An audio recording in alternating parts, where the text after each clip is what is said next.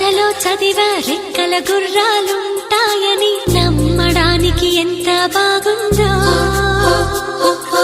బాలమిత్ర కథలో చదివా పగడపు దీవులు ఉంటాయని నమ్మడానికి ఎంత బాగుందో.